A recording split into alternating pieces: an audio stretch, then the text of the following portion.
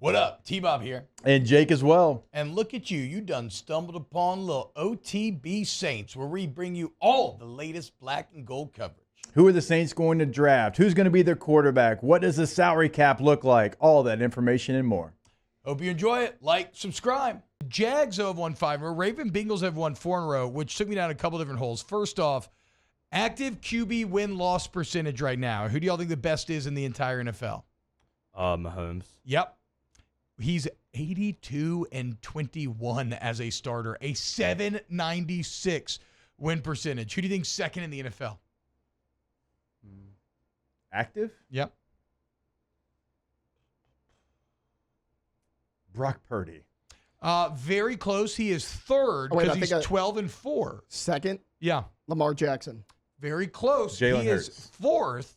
Very close. God. He is fifth. Lamar Jackson is. If you say Dak Prescott. Lamar Jackson's 53-21, so 718 win percentage. Pretty incredible there.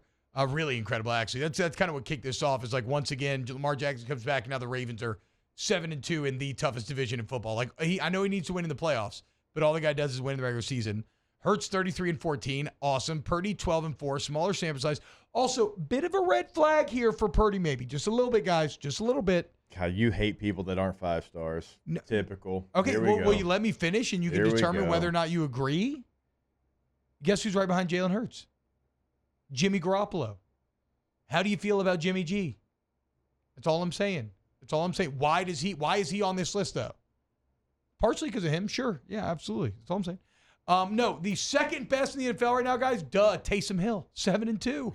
What are we talking about? 778 win percentage. How in the world You got to get at did least y'all not get Taysom Hill? at least get the 10 to qualify. No, so actually y'all nailed it. Y'all were all over the list. It's Mahomes, Purdy, Jackson, Hurts, then Garoppolo, Allen, Rodgers, Tua, kind of surprising there. Dak, how about that? Taylor, 68-43, Russell Wilson, and then Joey B at 34-22. Joe, of course, having to swallow a tough Rookie season. Yeah. But I thought, so partially this to say Lamar Jackson, all he does is win. Partially it's funny that Taysom Hill's 7-2 as a starting quarterback. And partially it's, my God, Patrick Mahomes, what in the hell? 82-21 as a starter. If you are a Chiefs Patrick Mahomes fan and you watch 5 games, you're going to win 4. That's what a good life. What a life to live. And he ain't going anywhere. And guess what? The offense isn't that good this year. Well, the defense is awesome. Like it's just crazy, bro. Just crazy. I think we are, after this conversation, we're all in agreement yet again that the Saints need Taysom Hill. Yes, absolutely. Let's forget all the jokes and how many games it was. That man was 7-2. He was 7-2 as a starting quarterback, and that ain't his role. We know that. But I'll be damned if he doesn't have maybe the most important role on that offense. Does that mean he's the best player? No, it does not. Does it mean he's the most important? I kind of think it is right now. That is actually a fascinating Saints question. Is Taysom Hill the most important player on the New Orleans Saints right now? Where do you struggle? Or let's say, okay, this is what I'm saying. But where do you struggle when Derek Carr struggles? Where does he struggle? Yeah, in the red zone. Where's Taysom the best? In the red zone. So I would say he's the most important player to the offense. I still got to give Demario well, yeah, Davis. I would still give Demario Davis, to me, the most important player on the team. I don't know, man. I Carl may put Granderson is Taysom up there as well. The what? Carl Granderson's up there as well. With Cam, look, Cam Jordan's he's a Hall of Famer, but Carl Granderson's giving you what you need off the edge right now when so many others that you drafted to do so have not. Yeah, he's right there as well. To me, I know where with Demario Davis lines Demario up. Davis, I know that. But and then look at the play he made in the game last week, the answers he gives, his leadership, and that's why I'm saying the most important player is honestly the leadership. I think it's not just the play on the field. I think defense is like a real question between Lattimore, Granderson, Demario Davis, and maybe soon Paulson Adebo. Yeah. You could argue that maybe from a pure playing perspective, I would have that conversation between Granderson and Lattimore this year. But if we're taking in everything, I'll still go to the lead. I'll still go to Demario Davis. Like Cam Jordan would score very high in the leadership, and his play's still good, but it would be a little less than. Whereas Demario Davis, from a mixture of leadership and play, is just the dude's just such a godsend. I agree with you. Yeah, how you got a second is. Jets linebacker that has gone on to be generational is kind of insane to me. But like right now, like the defense in its totality, I think is playing better. Like as far as we can have the conversation on the defensive side of the football, maybe like who the most important player is. Like I probably agree with you at the end of the day that it's DeMario Davis, but we can throw other names that are intriguing. Offensively right now, It's got to be Taysom. it's got to be Taysom. Yeah, that's a great point. Like I don't think it's much of a question actually. Every good offensive game you've had, Taysom's been featured heavily and has made plays, and the ones you haven't, he has not. So there is no such thing anymore as a Taysom Hill game. Every game is a Taysom Hill game, including this Sunday in Minnesota. If you're trying to say something nice about Dennis Allen, he's really good at developing defensive backs. Like, think of the really good players the Saints have lost the last few years. Marcus Williams, Chauncey Gardner-Johnson haven't really missed a beat there. Marcus May is maybe Von the only Bell guy. Even goes back, Marcus right? May, for as much hate as I've given him, I have to also say he's played better over the last couple of weeks since he's come back. He A has little played bit. better. Bajan got him on the pump fake the last game. That was kind of funny. But He ain't going to be perfect. For sure. But you paid him a lot of money, and he was not good. yeah. But he has been better since he's come back. Nothing can hurt me after the Jarris Bird signing. Like Marcus May's whatever. Nothing can hurt me after the Jarris Bird experience. When y'all signed him, He had such good numbers. Y'all, I was still playing, and I was shocked and almost mad. He had such incredible I was numbers. almost mad because I'm like, wait a minute. That guy is getting that much money. I played against him when he was in Buffalo. I was shocked that And y'all it was gave a him that money. fascinating confluence of events where the Saints suffered at the hand of the Seahawks. Sean Payton had a top 5 defense, but then got enamored with Earl the Pearl and was like, we want to recreate that. Shuttled Darren Sproles and others out of town. Signed Jarris Bird for $100 million, trying to make him Earl Thomas. There was one Earl Thomas. Couldn't even hold his jock. And then even Rob Ryan at that point, his defense just gets shattered because they're chasing this ghost that they didn't need to chase. Like nothing. Marcus May is whatever.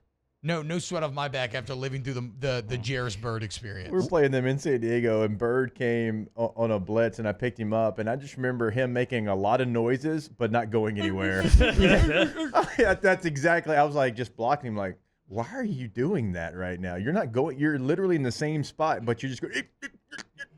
Oh man. Well, thankfully, you're right. Dennis Allen led us out of those dark Jarris Bird times and into really good defensive times, which you're going to be relied upon because, again, this Vikings defense is also probably looking at the Saints offense and licking their chops a bit, which they should not be because you feel like you should be much better.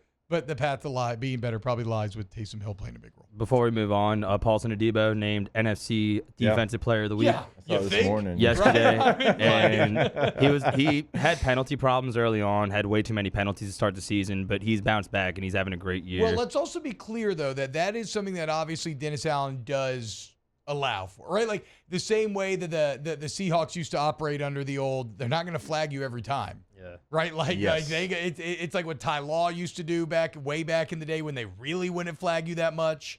But even in today's, it's what the Legion of Boom did. And so the Saints they have an element of that. And it hurts sometimes, but it does lead to a lot of great plays as well. I actually like my corners to have that aggressive nature. There is a fine line for sure, Mario. I agree with what you're saying there as well. But I'd rather them be aggressive than be on their heels and wait for the play to be made. Yeah, just watch Saturday if you want that.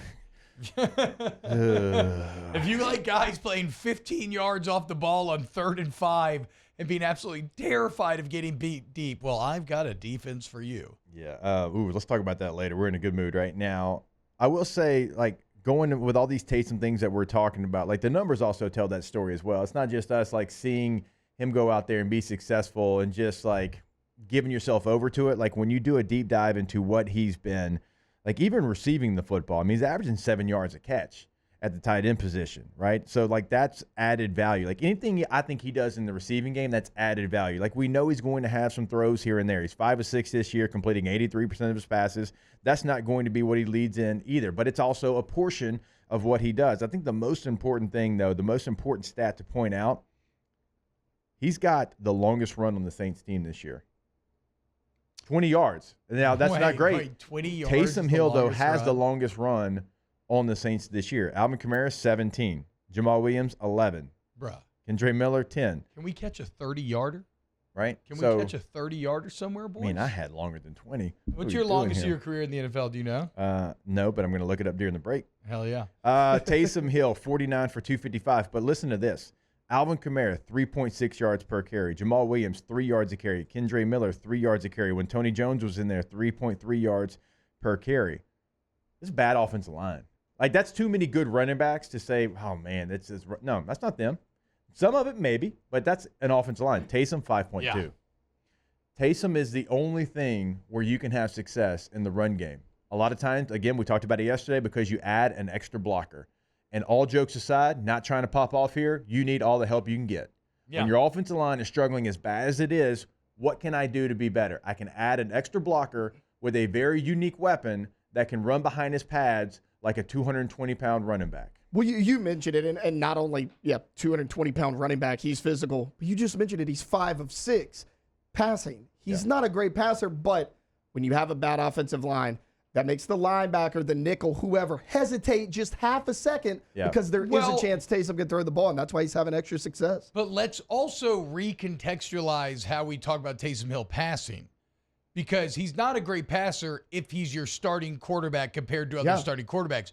He is an elite, otherworldly thrower 100%. When it comes to being a Wildcat quarterback. Well, and that's my point. Like, you have to respect his ability to throw the football. I mean, again, he's 7-2 as a starting quarterback. Yeah. I don't think there's 31 quarterbacks that are better than Taysom Hill. Like, I truly don't. Like, are you kidding? Like, I don't the guy that the Giants are rolling out there, DeVito, like, no disrespect to that guy. He's in the NFL. Taysom Hill's a better quarterback. Yes. Is Taysom is he going to be the most successful starting quarterback? No. Like, and you had to move on from it. I don't think that's something that you could sustain success with that down the road.